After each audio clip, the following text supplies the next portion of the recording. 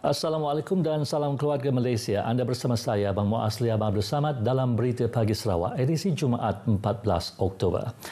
Lembaga Sungai-Sungai Sarawak diminta terus memantau aktiviti pengangkutan air dan kegiatan penduduk di kawasan Empangan Bengoh. Menteri Pengangkutan Sarawak, Datuk Seri Lee Kim Shin berkata ini bagi memastikan kualiti kebersihan air yang disalurkan dari empangan itu untuk kegunaan penduduk di kawasan Kuching dan Serian adalah di tahap yang selamat untuk digunakan. Ujar Datuk Seri Lee, penduduk kampung serta pengusaha bot pelancong juga perlu bersama-sama memainkan peranan untuk menjaga kebersihan sungai tersebut yang kini sudah menjadi salah satu tarikan pelancong. Beliau mencadangkan setiap pemandu pelancong menyediakan tong sampah di dalam bot untuk memudahkan penumpang membuang sisa plastik botol atau sampah daripada dibuang ke dalam sungai tersebut. Katanya lagi, pihaknya juga akan merujuk Jabatan Pertanian Sarawak berkenaan cadangan jenis tanaman, baja dan racun serangga yang bersesuaian untuk kegunaan petani agar tidak mencemarkan kebersihan air di empangan itu. Beliau berkata demikian pada program lawatan kerja Kementerian Pengangkutan Sarawak bersama pengusaha bot pelancong di kawasan Empangan Bengoh. Sementara itu, Timbalan Menteri Pengangkutan Darat dan Udara, Datuk Dr. Jerib Susil berkata, pada lawatan itu sejumlah 38 jaket keselamatan diagihkan untuk kegunaan pengusaha dan penumpang bot pelancong bagi menambah jaket keselamatan yang sedia ada. Selain daripada kesihatan fizikal, kesihatan mental juga amat penting bagi seseorang pelajar dan komuniti sekolah dalam menghadapi cabaran kehidupan seharian. Justru kita tidak boleh memandang ringan ataupun menganggap gangguan mental sebagai perkara remeh. Ujar Timbalan Menteri Infrastruktur dan Pembangunan Pelabuhan Datuk Majang Renggi, isu gangguan mental tidak hanya melibatkan golongan dewasa ataupun warga emas sahaja, bahkan ia turut melibatkan golongan kanak-kanak dan remaja. Terkini, berdasarkan statistik, gangguan emosi dan mental dalam kalangan kanak-kanak dan remaja menunjukkan peningkatan yang membimbangkan. Jika tidak diambil tindakan di peringkat awal, ianya akan menjadi punca berlakunya perkara buruk yang mungkin sukar hendak dirawat ataupun dipulihkan dan boleh membawa maut. Datuk Majang yang juga Ahli Dewan Undangan Negeri Samalaju berucap merasmikan laman Minda Sihat Sekolah Kebangsaan SK Kidurong di Bintulu. Oleh itu, usaha yang dijalankan pihak Jabatan Pendidikan Negeri Sarawak menerusi SK Kidurong dengan mewujudkan laman Minda Sihat sejak tahun 2021 membantu menangani isu tersebut khususnya melibatkan warga sekolah. Menerusi program Minda Sihat, kita akan dapat meningkatkan kawalan emosi yang stabil dan pemikiran sihat. Dapat juga berfikir secara rasional serta mempunyai daya tahan kawalan diri yang tinggi di kalangan anak didik kita. Beliau percaya pihak SK Kidurong telah menyediakan pelbagai inisiatif untuk menarik minat golongan murid dalam merancangkan pelaksanaan pembangunan laman Minda Sihat tanpa meminggirkan sesiapa pun. Terdahulu berucap, Guru Besar SK Kidurong, Sintan Lugat menjelaskan, laman Minda Sihat itu dibangunkan dengan kerjasama pelbagai pihak termasuk agensi kerajaan dan swasta di sekitar Bintulu. SK Kidurong merupakan 28 buah sekolah yang terpilih bagi membangunkan laman Minda Sihat di seluruh Sarawak. Laman Minda Sihat dikendalikan di bawah unit bimbingan dan kaunseling sekolah.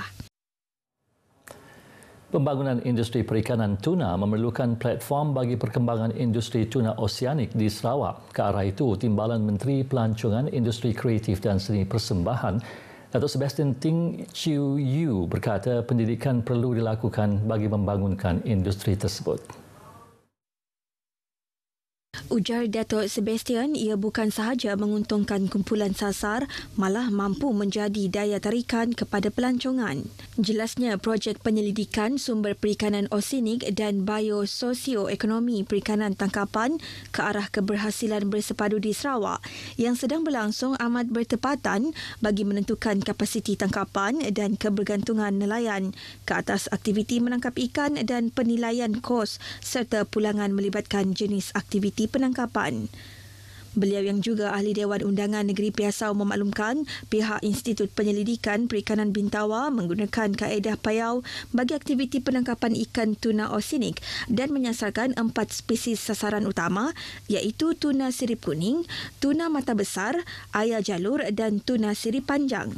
Beliau berucap merasmikan program konsultasi pembangunan industri perikanan tuna dan pengurusan sumber ikan hiu tahun 2022 di JT Lembaga Kemajuan Ikan Malaysia Wilayah 3 Miri.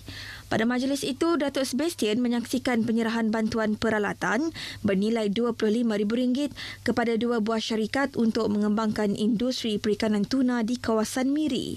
Setakat ini, sebanyak 8 unit payau di perairan Miri bagi memaksimalkan eksploitasi sumber perikanan osinik yang boleh dipromosi berasaskan tuna seperti sate tuna, serunding tuna dan popia tuna.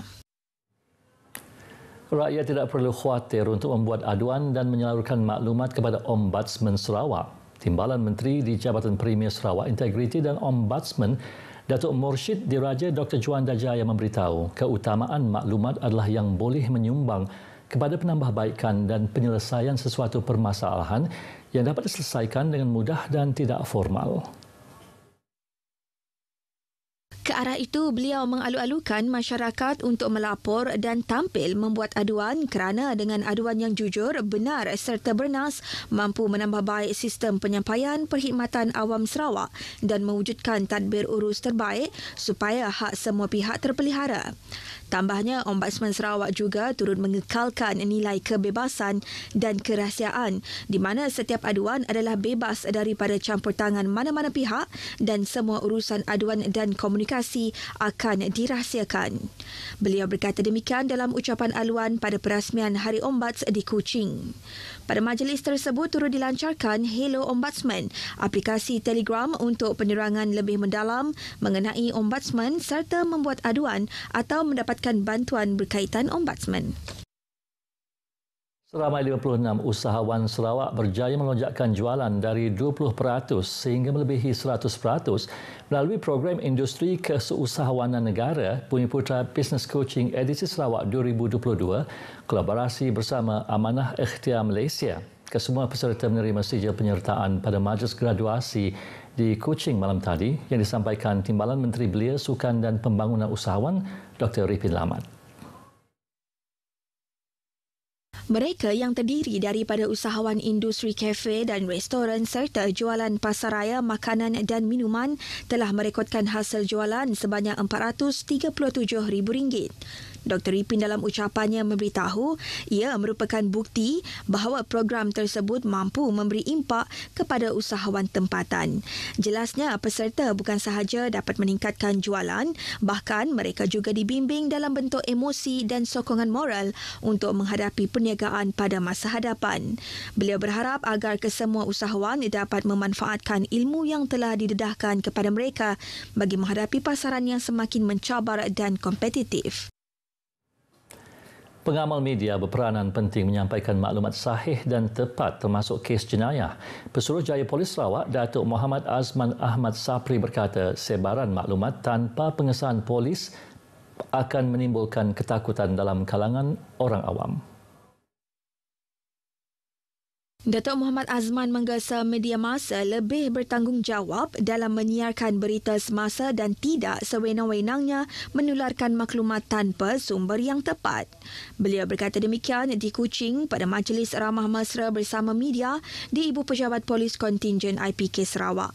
Dalam majlis yang dihadiri kira-kira 40 pengamal media tempatan itu, beliau berharap hubungan dan kerjasama antara polis dan media akan terus diperkukuh.